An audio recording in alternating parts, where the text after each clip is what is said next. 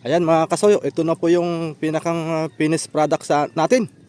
At hindi natin natapos kagabi. At mag-aalas 10 na po yun ng gabi ay hindi ko na po natapos. So ito, successful naman ay angat. Ayan. Malaking bangka rin to. Oh. So ito, hantay na lang ng hudyat to. Kung kailan to i-under repair. So yan, hindi pa natin alam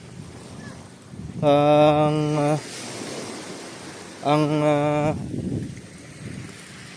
exact nito kung anong mga dapat palitan.